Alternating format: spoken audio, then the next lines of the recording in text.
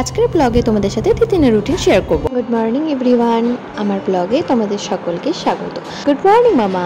এই সুন্দর একটা ছোট্ট মিষ্টি হাসি দিয়ে কিন্তু আমার সকালটা শুরু হয়ে যায়। তো এখানে কিন্তু তিতিনের যেগুলো দরকার, মানে আমি সকালবেলায় ওকে ড্রেসটা চেঞ্জ করি, মুখটা ফ্রেশ করে দিই টিস্যু দিয়ে, তারপর ক্রিম লাগিয়ে পাউডার লাগিয়ে কিন্তু ফ্রেশ করে দিই।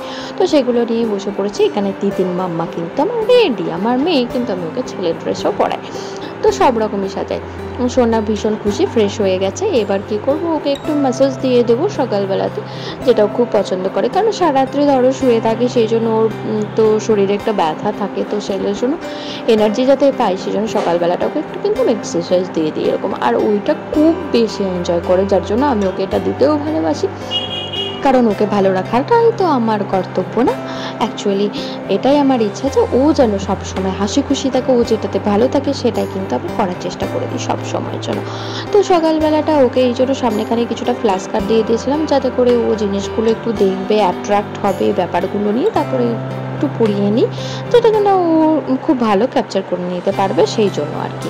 তো অনেকক্ষণ বেশি সামনে ফ্ল্যাশ কার্ড দিই না, তারপরে ওর খেলনাবাতিগুলো দিয়ে দিই, একটুখানি খেলুক বাচ্চা, তো ব্রেনটা সবসময়ের জন্য সব কিছু যাতে যেন অ্যাক্টিভ থাকে সেটাই আমি সবসময় চেষ্টা করি। ও একটু খেলনাপাতিগুলো নিয়ে খেলছিল, আমি এগুলো স্যানিটাইজ করে কিন্তু ওকে দিই। তারপর মা ওকে সেরেলাক খাইয়ে দিয়েছিল, ও ঘুমিয়ে পড়িয়েছিল।